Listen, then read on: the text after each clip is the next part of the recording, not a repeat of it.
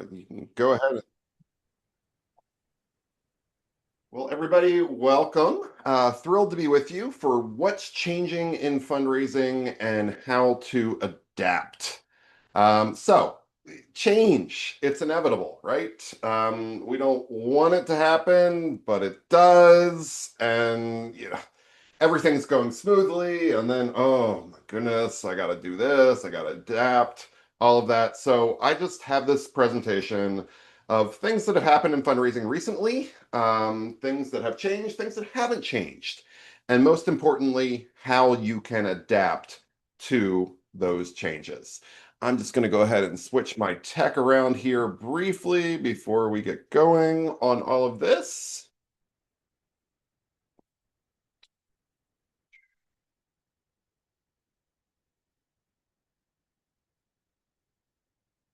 Carly, if you haven't already done it, if you can spotlight me, that would be awesome.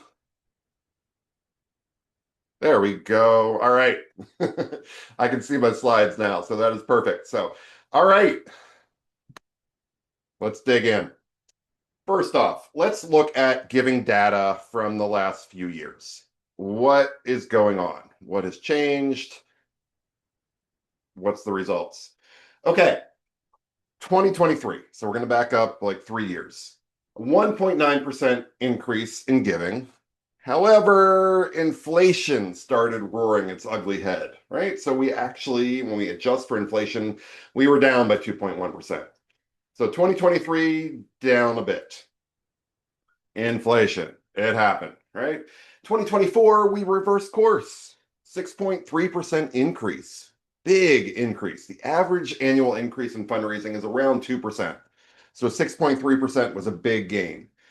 We still had inflation. We factor that in, still a 3.3% increase. So still a great year. But what was happening at the same time? The number of donors continues to shrink. Less than 50% of households now make charitable deductions annually. Less than half. Lowest it has ever been since we've started tracking it. Why? Vibe session. This word came out about 2 years ago. Moody Analytics put it out there. I still think it's true. What is a vibe session? Many Americans feel like the economy is faltering despite all the indicators saying things are fine. So, why is it happening? We blame high interest payments on consumer debt, along with the lingering, I would say, ongoing effects of inflation. And to me, it's what's in parentheses that's the issue. Relentless media coverage of them, right? Just the sky is falling, right? We hear it over and over. So we're not in a recession, but some people feel like we're in a recession.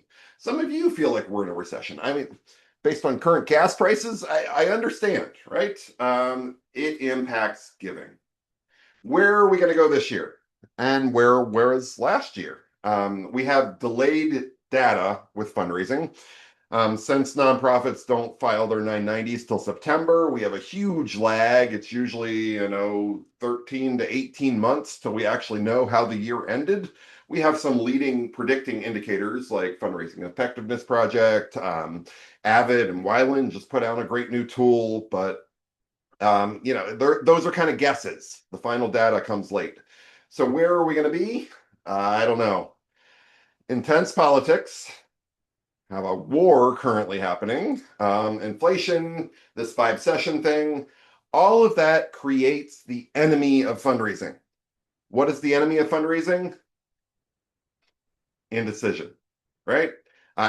When donors don't know how things are going to be, they hold back, right?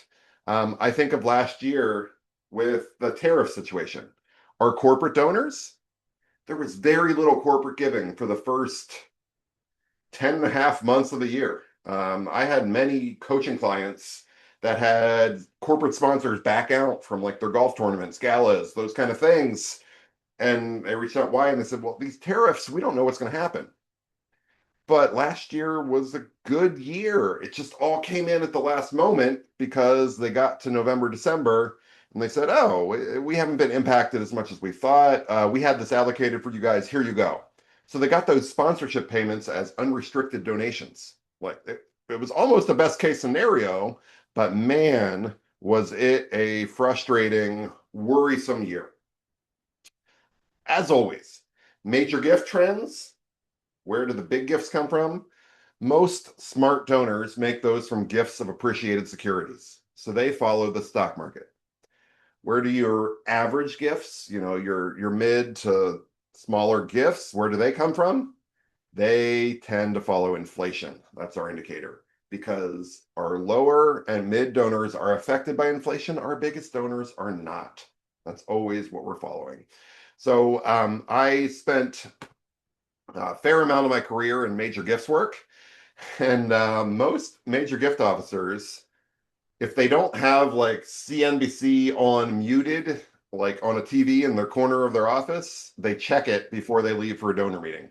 Because if the market is down, they know that's not a day to make a major ask, right? That's how big of an indicator it is. I call it psychic poverty.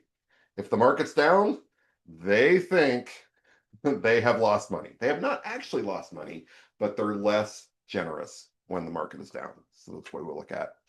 Bottom line here, giving is spiky. It's been spiky. I think it's going to stay spiky. Plan for moments. You will have great moments where a big gift comes in. Something's great. The campaign works really well. Don't count on that continuing. Take those funds, maybe put them into a reserve fund, something like that. Try to even out the spikes, right? And what can you do when you're working to even out a spike, waiting something out? Focus on boosting your donor retention systems. How do we keep the donors we already have? Right. So what's changing? Biggest change for 2026 is we have tax law changes that are taking effect. What are these tax law changes? Here we go. Most technical part of the whole presentation. I don't like technical. I will try to boil this down and make it as simple as possible. So we've been fighting for the universal charitable deduction for a long time, where not just the people that itemize on their taxes, but everybody can get a tax deduction for everything they give to charity. We're not there, but we have a limited universal deduction. So this year, anyone, regardless of whether you itemize or you do not itemize on your taxes, can take a $1,000 tax deduction for donations made to charity. Married filing jointly households can do 2,000. So a lot of our donors might not know this. So especially as we get later in the year, communicating to this though, in our newsletters, our emails, whatever. Even if you take the standard deduction, you can now deduct $1,000 in cash gifts to public charities each year. Just a little bit of public information going out.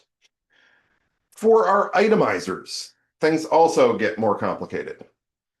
They have to give a certain amount until it's deductible. It's 0.5% of their adjusted gross income. And then there's a cap. It only goes up to, they can deduct 35%. So some of our mega gifts might be impacted by that ceiling, and some of our people that barely itemize might be impacted that way. Corporate has the same thing, a 1% floor, 10% ceiling. We don't really know how this is going to play out. We'll see. I don't think it's a big deal for the itemizers. Perhaps it might make pledge payments on really big gifts, like, $1 million plus gifts. They might want to stretch them out over multiple years to avoid the ceiling. Maybe corporate, we'll have to see if there's true impact there. I'm not that concerned about them. Where we are going to see the impact is the continuation of bundling or bunching, whatever you want to call it. So this is the situation where somebody used to be a $1,000 a year donor to your nonprofit. Every December, $1,000 comes in right at the end of the year. You can count on it like clockwork, right? All of a sudden, one year, it doesn't happen. You're like, oh, Sally Smith, what? You were so loyal. 20 years in a row, you gave us $1,000 every December. We don't see it. But what happens on January 3rd? There's Sally's $1,000. We think nothing of it. We think she was just late. And then we question, oh, what date do I put on our letter? What did she really want? Sally Smith, her financial advisor, told her to do that. And then come the following December, she gives, it's even early. It's like December 3rd, it's in. Because now Sally Smith has $2,000 in 1 year. But what happens the following year? She doesn't give. But the next year, 2000 again. So she's bunching. She is shifting her giving by like 2 or 3 weeks so that she has two deductions hitting in the same year and can actually itemize and get there. So it's not a big deal for Sally. It's a big deal for us, especially if we're on a calendar year fiscal, because all of a sudden Sally shows up as a lapsed donor in our database. Folks, lapsed donors are not people that, miss by 13 months. I go 15 to 18 months anymore to classify a lapsed donor. So if you have especially like people that have really good CRM systems that have automated email outreach and you have lapsed donor outreach, don't let it contact somebody after 13 months because sometimes those donors are not truly lapsed donors. They're just bundlers or bunchers. Okay, that's our biggest change for this year. Let's look at some longer term trends. Individuals still give the most. Here we go, Giving USA data. Where does the money come from? 64% of all dollars come from individual donors. People that aren't really educated in our sectors, you ask them, where's the money come from? They'll say, oh, yeah, corporate sponsors. Yeah, I see their logo on everything. They give all the money. No, 6%. Foundations, they write grants and they get these big grants and that funds everything. It's sizable, 21%, but no, 64%. Another 9%, bequests. That's dead individuals, right? You add that in, 73% of all dollars come from individuals. So that's still the same. That's where we need to focus. Fundraising looks like this, right? People talking to people. Fundraising is still and will always be about relationships. People give to people that they know, like, and trust. So making sure you're focusing a large portion of your time on growing and deepening those relationships with individual donors. How do we make sure that happens? Well, I go to the late, great Peter Drucker, business professional, author, expert. What did he say? He said, what gets measured gets managed, right? Gets measured, gets managed. So measure it. How do you measure growing relationships with individual donors? I spent a lot of time in higher education fundraising when I was first starting my career. And then I did major gifts in the arts. I always had a donor visit goal. Donor visit goal. Like my compensation bonus, all that, it was tied to it. At one point, I had to have 100 donor visits a year to even be eligible for bonus compensation, right? What happened those years? Well, you better believe it. I had my 100 donor visits in. I made sure I had my 100 donor visits in by October because what gets measured gets managed. I managed it, right? Because we tracked it on an ongoing basis. That does not happen so much in higher ed these days because our donors are less likely to take a visit. I'm convinced 20% of the population still has not emerged from COVID, right? They're still hiding. It is just harder to get people to meet with you these days. So what do they track? They track meaningful engagements, right? Meaningful engagements. What is a meaningful engagement? It's a 5-minute conversation with a donor when you bump into them at the coffee shop, grocery store, chamber mixer, it's some random place, you see your donors. Email exchange, back and forth a couple times. You're talking about your mission, your programs. 10-minute phone call, just check in. These are the key things, right? But you actually have to talk about the work your organization is doing. So meaningful engagements with donors. If you can have a meaningful engagement with your top 50 donors once a quarter, congratulations, you have a major gifts program. It doesn't need to be more complicated than that. Okay, individuals give the most. Still true. What else is still true? Donor retention is still horrible, right? We've all seen the numbers, 43% We've been stuck here. It's actually 42.6%, but I refuse to lower it than 43. So I'm rounding up. Yeah, still bad. Most nonprofits lose over half of their donors each year. You can do better. You have to do better, right? With consistent work on stewardship and retention, using great tools like Memory Fox that tell stories and capture stories. You can get up into the 50s. You can get up into the 60s. Having a 65% donor retention rate makes nonprofit fundraising so much easier than the status quo. It is even worse for first-time donors. The average first-time donor, only 19% of them renew. Less than a quarter. Right? Oh. What's the average experience from first-time donor? I give, I get a generic thank you letter or email. I get thrown on a mailing list. You resolicit me 3 weeks later because that's when you were planning to solicit everyone. Like, it's just not good. We can do better. We have to do better. How do you do better? You thank your donors. You make them feel like a trusted partner, not just a piggy bank. I love that line. Make your donors feel like a trusted partner, not just a piggy bank. Show some donor love. We have this rule. Comes out of a research study. It's a little deep on my reading stack, but it's right here. Donor-centered fundraising, study of 40,000 households across the US and Canada, looking to see what do donors want from us in order to continue giving. And we find that they want to hear from us at least 7 times where we're just thanking, reporting impact, inviting them to something for free, come and explore, no asks. 7 pieces of outreach with no asks is what they want. What's your number? Where are you at? You're at 3, 4, you're at 5. How do you get to 7? That is the key thing. My good friend, Lynn Wester, donorrelations.com. If you don't know her, please check that out. They have fabulous resources at donorrelations.com. She says, thank or ask. Do not fask. A lot of us are big faskers, right? We send out our appeal letter, or rather, we send out our donor thank you letter. And, I'm paying for a stamp on this thing. I'm going to get maximum volume. So yes, it's a donor thank you letter, but in my PS, I'm going to say, save the date. Our upcoming gala is on April 30th. Tickets are available now. Here's the link. Here's the QR code. Well, you just turned the thank you letter into another ask, right? These 7 touch points need to be just thank yous, just reporting impact, no asks.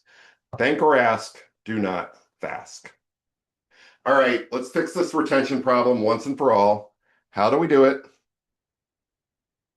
How do we go from 43% to 85%? Retention. Keeping 85% of our donors. It's not even actually possible with straight donations because the donors have lifespans, they move, their interests change, but it is possible with one technique, that is monthly giving.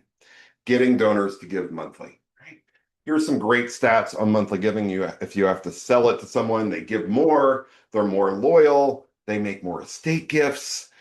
And a lot of donors are already giving monthly, especially our younger donors, right? They do everything monthly. They pay all their bills online. It's all automatic. They can give to you that way as well. We have great reasons to give monthly. Sustainability is a big deal these days.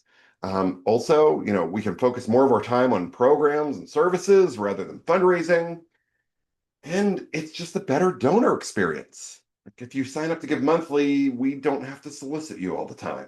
So monthly giving, huge impact. I'm not going to go through this, but here is how to optimize your giving forms in order to make sure monthly giving is stressed and a priority for the nonprofits you serve. For the people you serve. So you want to do monthly giving well? Go look at someone who does it really well. My favorite example here is Charity Water. This is their site. This is their community, The Spring. Join our community of monthly donors that bring clean water to people in need. You see a fully optimized form right there. I had to click 7 times on their page to figure out how to make a one-time gift. That's how big of a deal monthly giving.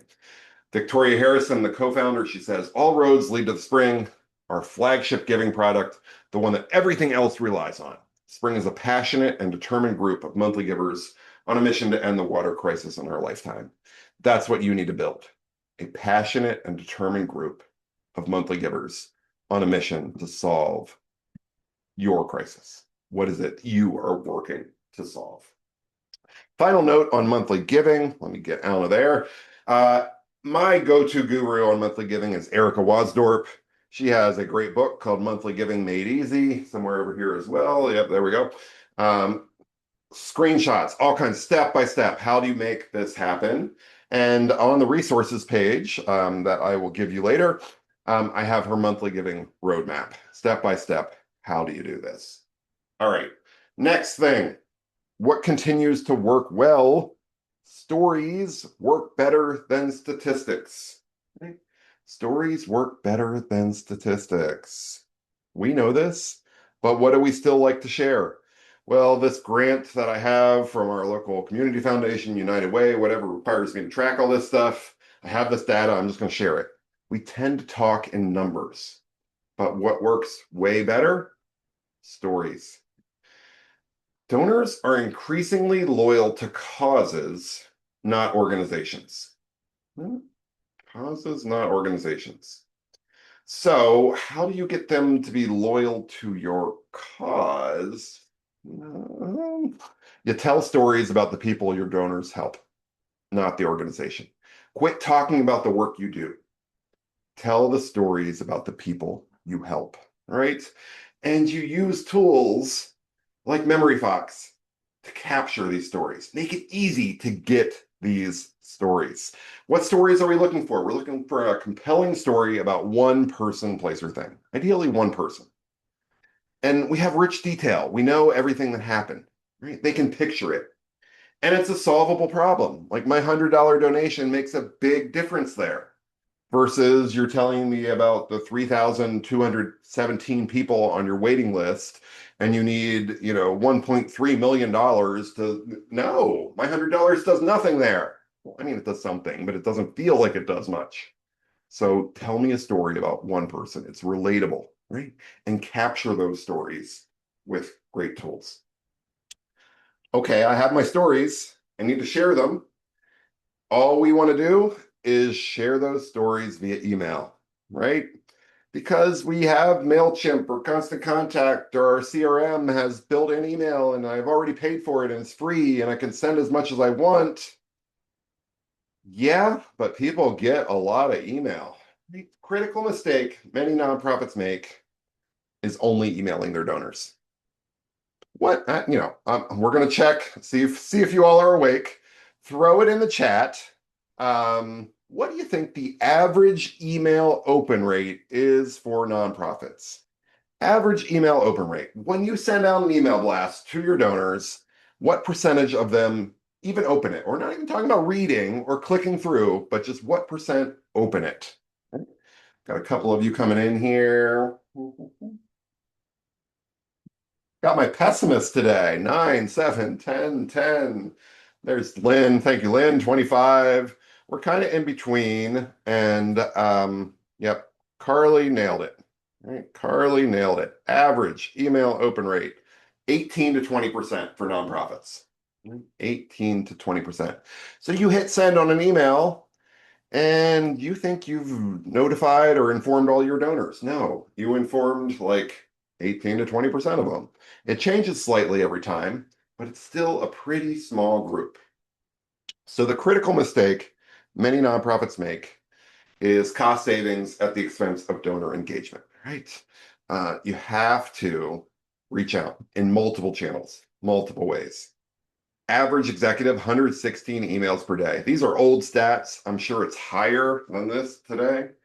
And they spend over 25% of their time dealing with that email. So emails just get lost in the flood of communication. You got to get something in here every once in a while. That is key. Even if they go and get their mail, pick out my mail, read it. Oh, ABC nonprofit, they're doing good stuff. Pitch, right? They throw it in the trash. They still had that moment. They have to actually touch it.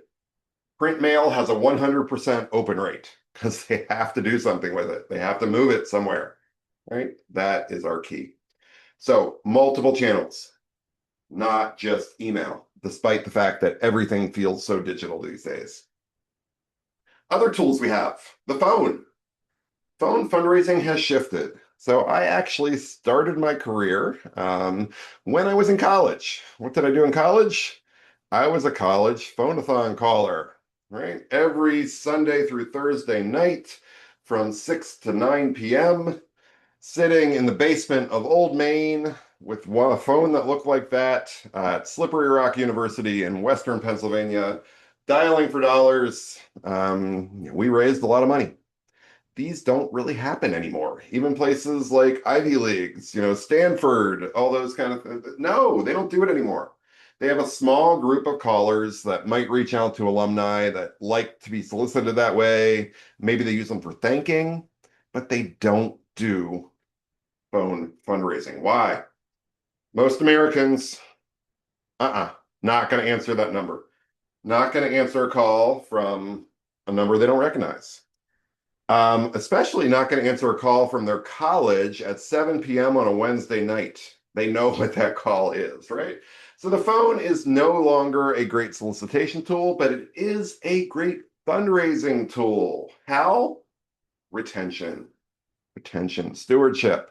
Calling to thank donors generates a 56% increase in first-year retention. What was that first-year retention rate? 19%. I can instantly take it to 56% if they just get a thank you call. And the next gift is 72% higher when they feel appreciated. Who should you call? I love to call groups that aren't expecting a call, right? Everybody calls the middle group here, our repeat donors of 500 plus. They're used to it. They get calls from a couple things they support. So call first-time donors. Call monthly donors on the anniversary date of their gift. Call your first-time donors. And maybe make it based on behavior, not just the dollar amount is our key. Call those donors. And who's the best suited to make these calls? Board members, right? Our board members are best suited to make these calls. Why? Donors who receive a prompt personal thank you from a board member will usually give up to 39% more than the other group. There's a little bit of ego in here. There's a little bit of, I just feel important when a board member calls me. And guess what? The board member is not paid to make this thank you call. So it just sits a little deeper. The stat comes down to that same 40,000 person study. They want to hear from your board. Your board's reluctant to make these calls. How do you make them more comfortable? You give them a script. Here's mine. Take it and adapt it for your organization. All right, moving on. What else is changing? Well, we get a ton of email. We don't get much postal mail, but we get more and more text. Text messaging continues to explode across all generations. Everybody gets tons and tons of text. And donors say they like it when we text them. Where's that number? I don't have it in here. But most donors say that they are okay if a nonprofit texts them, but they don't want us to text them with solicitation. That is not what they're looking for. And texts, they get opened. 95% open rate. Even if they just open our text in order to, so that their phone no longer says you have a new text, they still glance at it briefly, right? So 95% open rate on those texts. What do we want to text them? It's not a solicitation. I think maybe like December 30th, you could send out a text, say, hey, hope you remember us in your year-end giving. Here's the quick link to make it easier for you. Maybe that works a little bit, but they don't want to be interrupted in the middle of their day with us asking them for money. That's just not a good experience. What do they want us to text them? Impact, stewardship, quick little updates. My favorite example of a nonprofit using texting well is ShelterBox. So if you're not familiar with ShelterBox, basically disaster relief organization, Your house washes away in a flood, tornado, whatever, something happens. You get a shelter box, which is basically like a house in a box. It's this giant green crate. It's got cooking, it's got a custom tent, all the stuff. You can live and survive in this thing for 6 to 12 months while we rebuild your house. So that's your shelter box. You give to shelter box, what happens? You get a text message, says thank you for your contribution. Your box number is 12874. It is scheduled to go into production on the 20th of the month. 20th of the month, what happens? Your box is now in production. Another text. 4 days later, your box is done. You get another text. Your box is completed. It is being moved to Newark, New Jersey for staging. You get a text when your box arrives in Newark. Like 6 to 9 months go by. You hear nothing. All of a sudden, you read on the news that morning there was a natural disaster in Zimbabwe. You get a text. Your box is being shipped to Zimbabwe for deployment. That's pretty cool. Wow. That thing I did 9 months ago is now helping this current issue. Your box arrives in Zimbabwe, you get a text, and your final text, well, your next to last text is your box is being deployed today, given to a family in need today. It's powerful, right? And then the next week, thanks for supporting. Thanks for your support of Shelter Box. Here's the link to support your next box. Right? That was such a good experience. I want to do it again. How do they make it happen? They got a UPC code on the side of the box that they have to scan every time it moves. And they just linked it up to their database, fundraising database, and technology with some Zapier or other tools to automate these text messages. It's that simple. That's where I think text messaging is going. Make donors have a great experience. Do that impact reporting, automate some of that impact reporting. Great experience. Okay, virtual events. Oh, virtual events. Some of you see this and you're like, no, Chad, no, did that. Yep, that was 2020, 2021. Did it, don't want to do it again. But we did it. And some of our donors liked it, right? They happened. If we look at donor events, 62% of nonprofits converted to a virtual fundraising event. 19% did hybrid. I don't love hybrid. Usually the virtual component loses. They were successful. 70% raised more. Virtual events have less expense. Why else are they good? They dramatically increase the number of potential attendees. Usually we don't have, our limit is like how big our Zoom plan is basically the limit, right? They finally solved the accessibility issues. And sometimes there's accessibility issues we don't think about or really realize. Back when I was a nonprofit development director, I had donors that said, Chad, I'd love to come to your gala, but we no longer drive at night. And you're going to end at 9:30 and no, not going to do it. So they totally fixed that. Bottom line, donors expect the option for a virtual event, and they'll go back and forth depending on the year, their availability, those kind of things. So thinking back to COVID and that time, I had a donor or a nonprofit that their virtual event, they did a online wine tasting, like virtual wine tasting. So delivered wine to their donors, they had little sampler bottles, tune in at the set time, we had some entertainment, and then a sommelier came on and guided you through this tasting, and you're sitting in your pajamas on your couch like these ladies having a good time. When they could, they went back to their traditional gala. They had 7 donors reach out and said, hey, really like that virtual wine tasting you did. Can we do that again? I'll pay you the $500 per couple that you want for your gala. I just, I don't want to give up my Saturday night and put on the tux or the gown and come out, right? So that expectation has been built.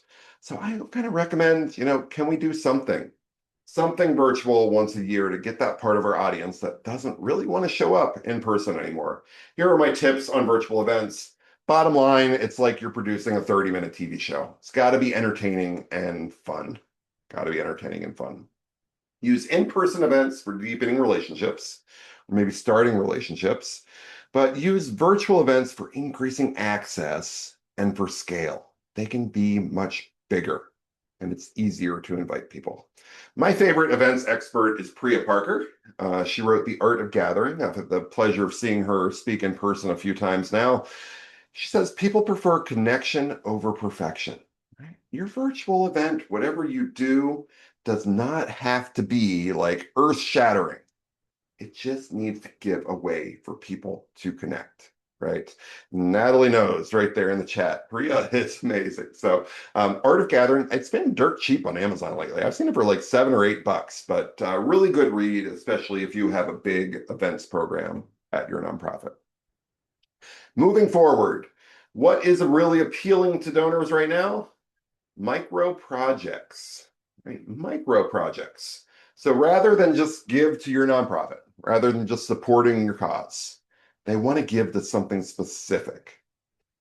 And it's our younger donors that really love this, right? So something specific. I think of your nonprofit and pull out the one piece of the puzzle that donors love the most. What is it about you? What about your programs? You know, you're a museum. You know, what do they love? They love your summer thing you do. They love your educational outreach program. What is it that they really love? Pull that out and do a fundraising program specifically for that. Why? Why micro projects? Well, we have a giving climate which favors more frequent, smaller donations. As I said, especially with our younger donors, millennials and younger. I'm late Gen X. It applies to me too. I like to know specifically where things are going. It seems more important, right? My $250 donation towards your $5,000 goal is a decent hunk versus your $250,000 goal, like your operating budget for the year. It doesn't feel significant. It's like crowdfunding, all right?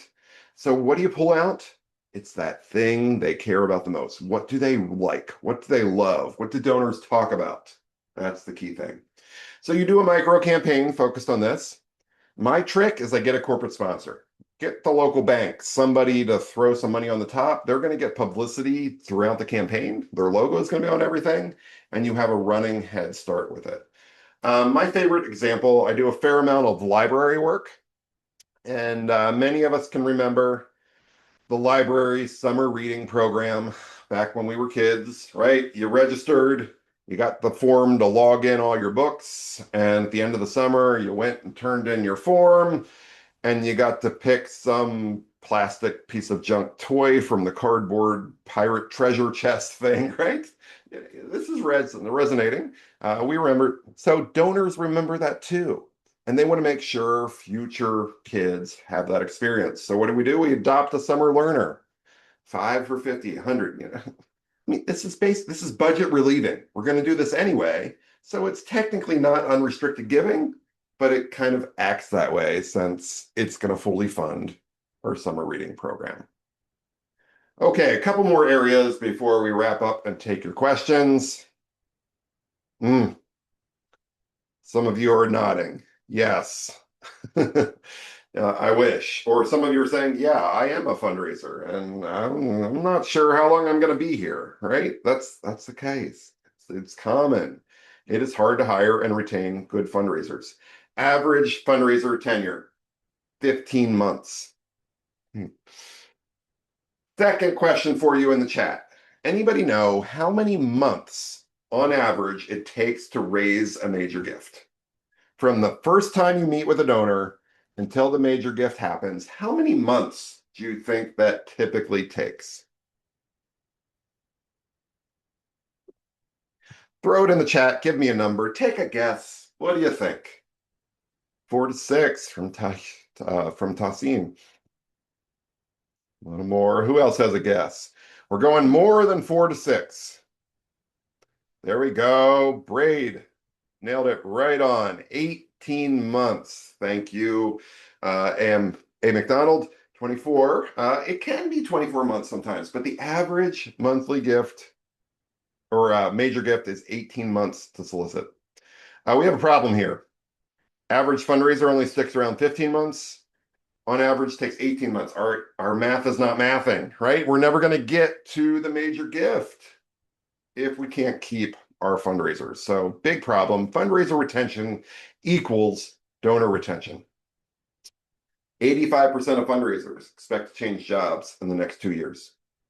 Wow. Wow. 31% expect to leave the sector altogether in the next 2 years. Right? We have a retention crisis, not just with our donors, but with our fundraising professionals as well. How do we fix it? Here's what fundraisers really want. Number one, they want a position structured for success, right? You're not giving me some ridiculous fundraising goal that I have no chance of meeting. You're not telling me we have all these donor relationships and then I show up and nobody's talked to a donor in 5 years, right? It's a position structured for success. Number 2 and 3 recently flipped. More important than the flexible remote work thing anymore is they just want a predictable schedule.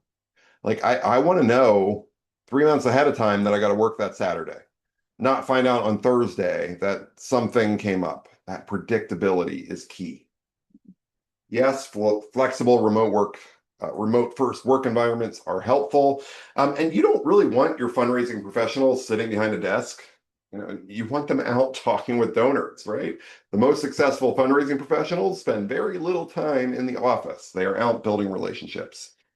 Give them a professional development budget, fund their development. Yes, free webinars like this are great, but actually get them to conferences where they can network.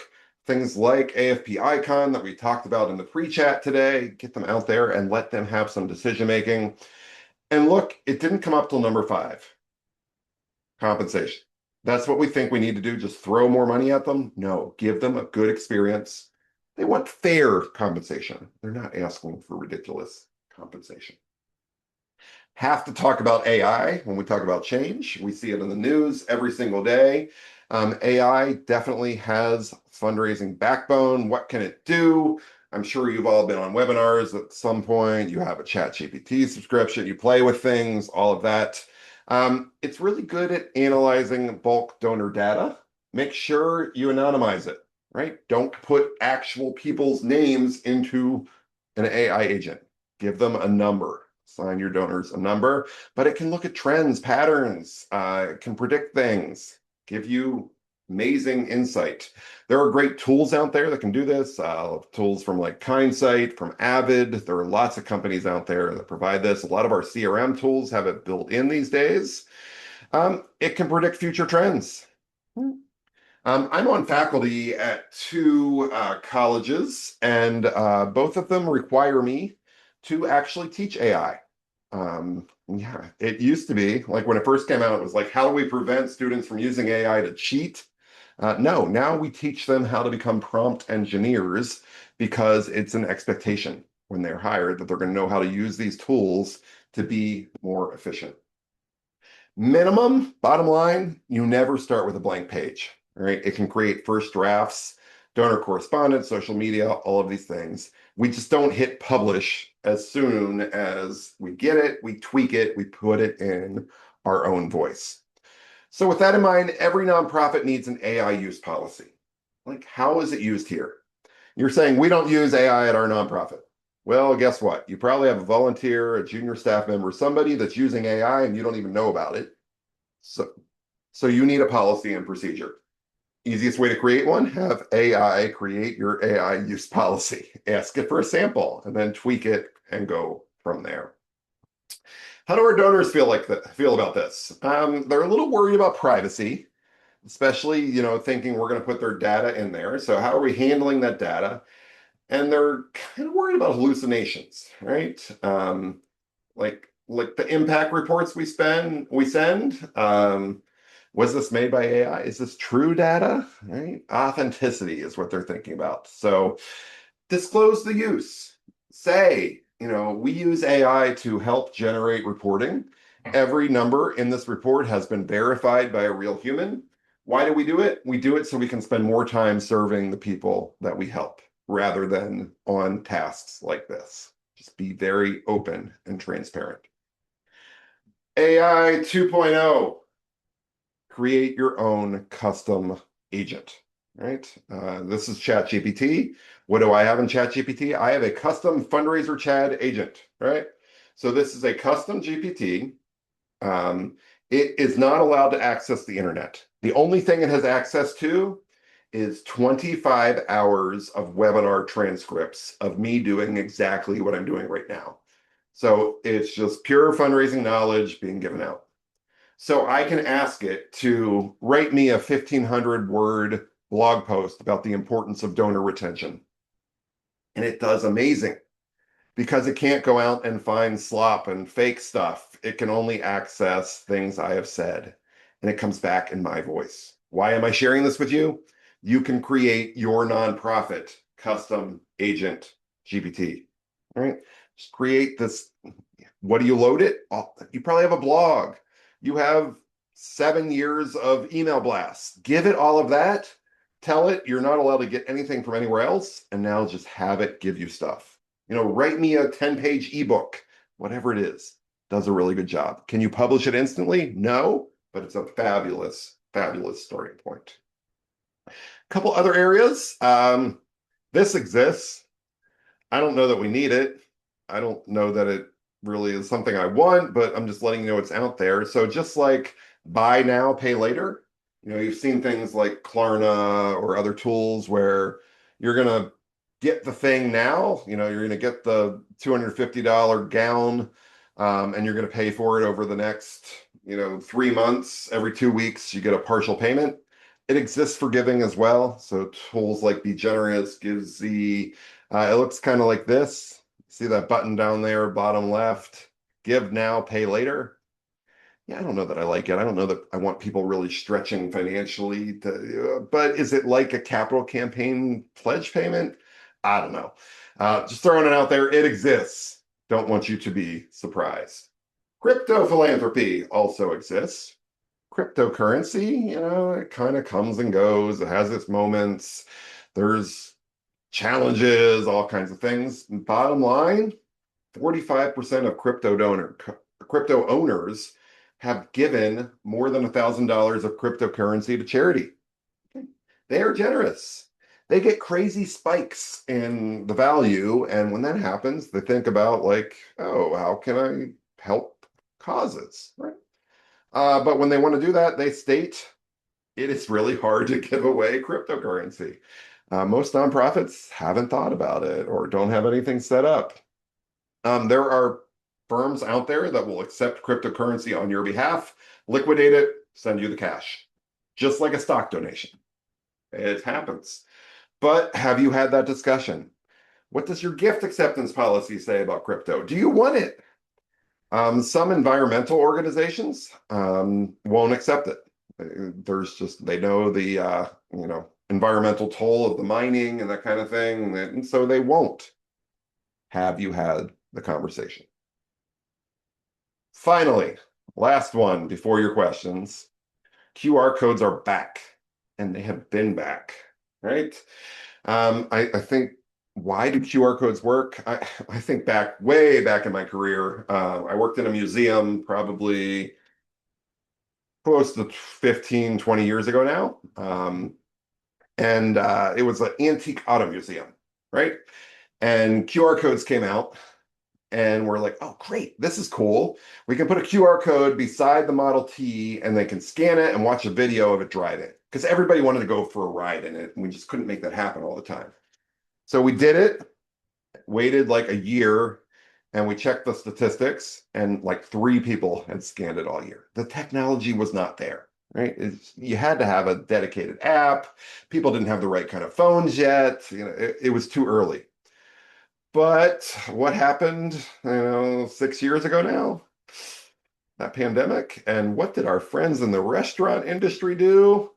They taught everybody how to use QR codes because they weren't printing menus. You had to scan it, right? Just like we see on the left side there. So now everybody is great at QR codes, so we can use them everywhere. So yes, put them on your reply devices. Scan here to give online. Make it easy. Go from there. I love to put them directly in appeal letters. So just like this, right? Only thing I would change with this letter, I would put a little caption under the QR code. Scan here to receive to watch a special message from Janaya. So we have Janaya's story up there. We scan that.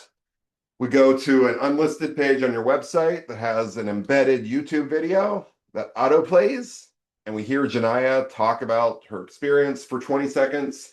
And at the end, she says, I hope you'll consider contributing today to make sure other families like mine can get the help that this organization has provided. And right there below it is that, you know, giving form.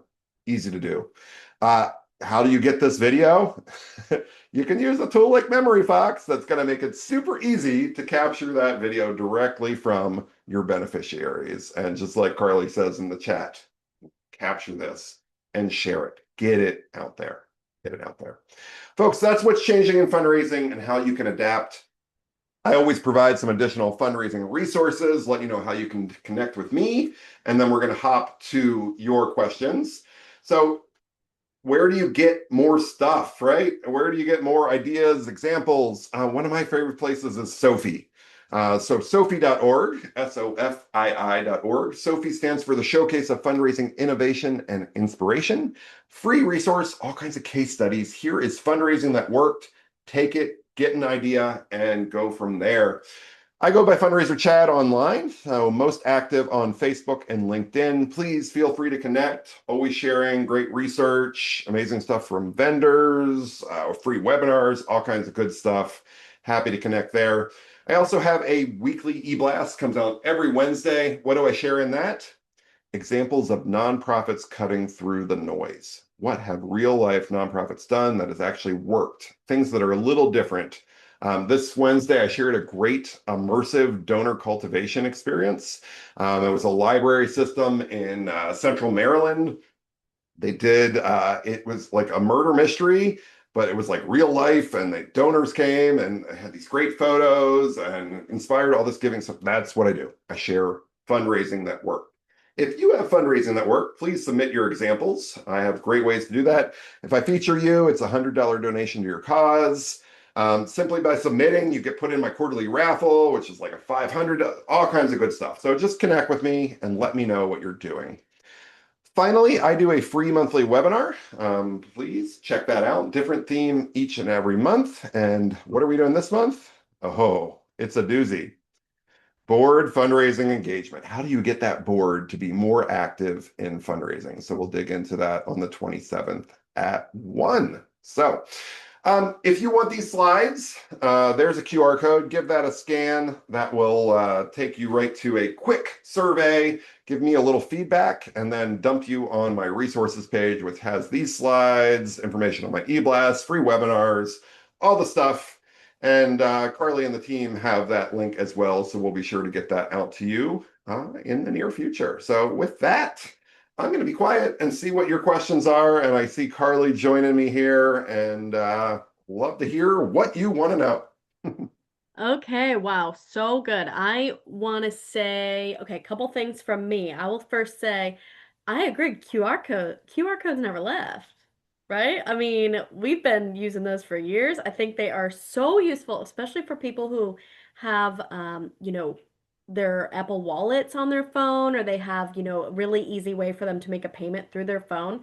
It could not be easier to make a donation if you give people the option because, I mean, okay, so like I'm in my 30s, but I don't have cash really at any given time on hand. So if I am at an event where I then see a charitable donation option, if you're only giving me a cash option, I can't give. I don't have a way to give, right? So, so important that you mentioned that. Love that you mentioned that. One question came through that I would love to chat about. This came back when you were talking about Lynn Wester's quote about thanking versus asking and not fasking. We had a question where somebody said, how do you manage thank, not ask, when some experts actually suggest that donors are best positioned to give a second gift right after their first gift? I think you touched on this a little bit, but let's just chat about it. Yeah. I do know that research. I that research does not look into the long time sustainability of donors. It doesn't look at lifetime giving, and it focuses on really big national nonprofits that I kind of call like the churn and burn fundraising. Like it's the Okay. same people that send you the mailing labels and the nickel in the mailer. Like we've all seen it. It's just kind of it feels kind of icky, you know. That's where that's coming from. And maybe it's true. And if you want two or three gifts, great. But I don't want two or three gifts. I want a lifetime relationship with my donors. I want to convert them to monthly donors. I want them to, make an estate gift after giving to us for 20 years, all those kind of things. So that's where I say, Yeah. that fundraising law of seven, let's make sure they truly feel appreciated, know the impact. We told them what we've done with their support before we ask for more support. So, I think uh, the law of seven is yeah, put a great yourself thing. I in your mean, maybe you donor's don't have to shoes, actually count, right? right? But it's a good rule because there's probably one reason why somebody gave to you initially, right? Maybe they saw your video, maybe Yep. they went to an event, maybe they heard about you from somebody else, but it's very unlikely they know everything your nonprofit does. So if you get a chance to then reach back out to them and let them know, hey, here's some other programs we do. Yep. Here's some other things we're working on. Here's what we're planning for the future. Or even reaching out just to ask them, let us know why you gave. I'd love to tell you more about the other things we're doing, right? Like have it be a conversation, like you mentioned, like having people email you back. I mean, it sounds so simple kind of when you say it like that, but it really is so important to make people really understand what your nonprofit's doing. So that was great advice. Love it. Yep. Just what's that Um, experience? What would you like to, if put yourself in your donor's shoes, what would you like? That always such a great rule. Yeah, and I think a really great way to get people like their foot in the door, of course, is to have them come to one of those events, maybe see you at a community event. But yeah, keeping their foot in the door or really kind of opening the door fully to let them fully into your community really comes from those emails, those texts that you mentioned, getting them to follow you on different platforms so they can see your stories more organically. And then of course that's where the word of mouth comes into play too, right? Then they're going to start sharing things, letting people know about you too. All right. Well, you certainly shared a lot of new stuff with us. I know I took a lot of notes. I have a lot of new ideas kind of playing from those thoughts that you gave. If anybody here, of course, we'll send you we'll send everyone the recording and we'll let everybody know that they can hear from Chad. Chad will let you know their email so they can ask you questions and stuff.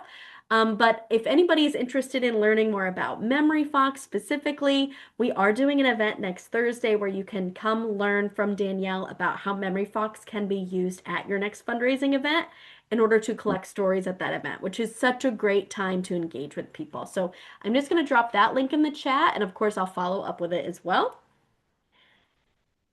And there's that link for you all. And of course, thank you all so much for coming. Chad, thanks for joining us on this beautiful Friday. I hope you enjoy the rest of your Perfect. day and your weekend.